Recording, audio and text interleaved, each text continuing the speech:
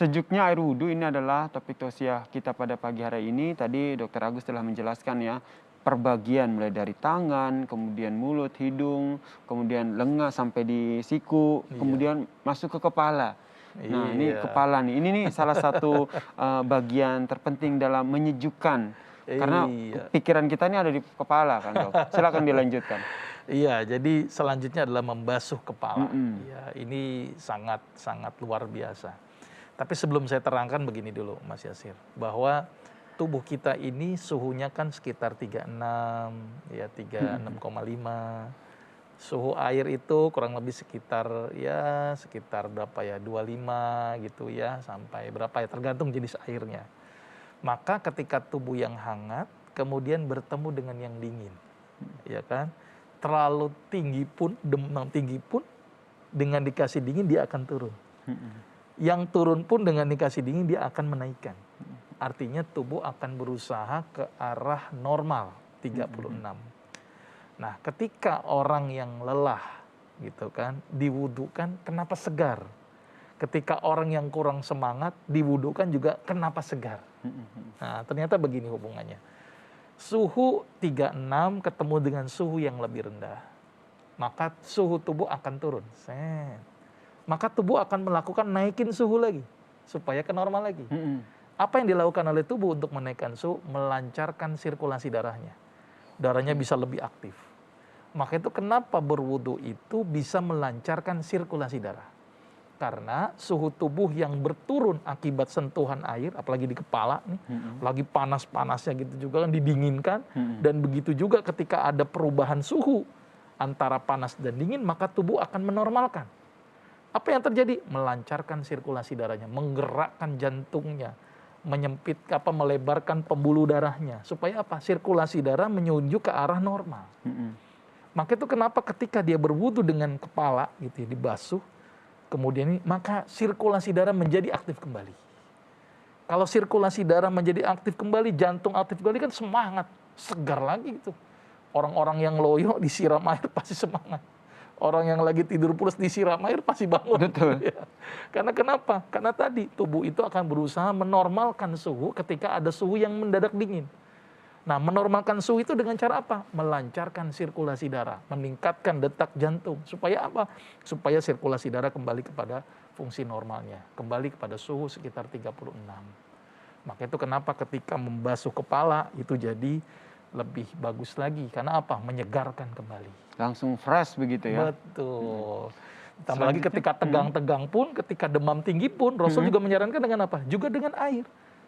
Ya kan? Ada satu hadis yang berbunyi tentang demam itu dari api neraka jahanam, maka siramlah dengan air. Dalam riwayat lain ketika ada demam dikompres juga dengan air. Nah, air itu luar biasa, termasuk air wudhu. Maka itu bagus sekali tuh, air wudhu itu bagus untuk orang-orang yang demam, orang-orang yang kurang semangat. Karena tubuh itu akan berusaha menormalisir ke daerah angka 36,5. Maka itu dengan ibarat komputer yang terlalu panas didinginkan, jadi reda ke suhu yang lebih normal lagi. Bagi yang kurang akan dinaikkan. Itulah hebatnya wudhu. Maka itu ketika berwudhu, kemudian telinga ini diginikan. Nah, ini jadi teraktivasi nih. Maka itu kalau orang-orang zaman dulu itu kalau malas belajar dijewer. Saya dulu juga begitu, Dok. Nah, dijewer. ternyata ini teraktivasi nih.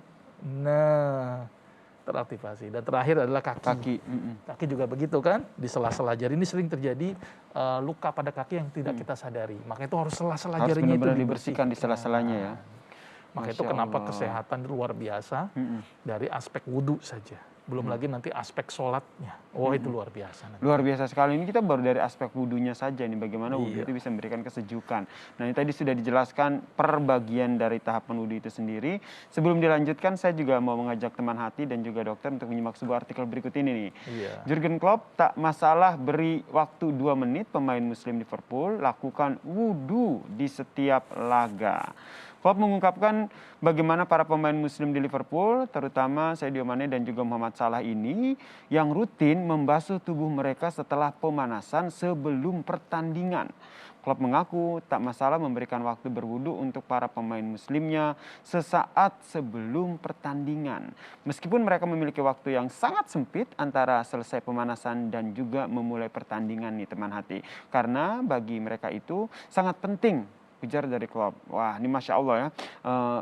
Mau tanding nih Muhammad Salah, diberi silakan dulu nih untuk wudhu. Kayaknya masuk nih dengan apa yang tadi dijelaskan kan. Iya. Wudhu bisa menenangkan, bisa menyejukkan. Begitu ya dok ya? Betul, ditambah lagi kan kalau olahraga itu kan perlu pemanasan, perlu pendinginan dulu. Pendinginan yang paling sederhana ya dengan berwudu. Jadi siap kembali dan menyegarkan. Ya kan, makanya itu kenapa tadi pemain bola seperti itu bagus sekali. Dan Liverpool ini juara kan, juara liga kan. Ya gara-gara mungkin ya salah satunya. Ditambah lagi kan ketenangan jiwa. Iya. Orang kalau sudah berwudu itu kan merupakan salah satu sakralism ya. Jadi sesuatu yang sakral gitu ya. Kalau kita megang Quran aja harus berwudu. Nah, ternyata wudu itu juga menenangkan jiwa kita. Karena kenapa? Kita ini pengen menghadapi sesuatu yang dalam keadaan suci dan bersih. Karena Allah itu senang dengan tadi yang saya bilang. Betul, suci. Allah sangat senang dengan orang-orang yang mensucikan diri, orang-orang yang membersihkan diri. Maka itu Islam memperhatikan aspek kebersihan. Ya, mungkin kayak tadi artikel tadi cukup bagus itu. Sebelum olahraga, habis pemanasan, wudhu dulu. Supaya apa tadi? Kita merasa tenang dengan berwudu, terus metabolisme juga bisa nanti diredakan ketika berlebihan dengan air. Emosinya jadi Emosi juga lebih terkontrol, main juga lebih konsentrasi. dan menang. Alhamdulillah. Alhamdulillah. Masya Allah. Jadi memang luar terbukti. biasa memang itu wudu.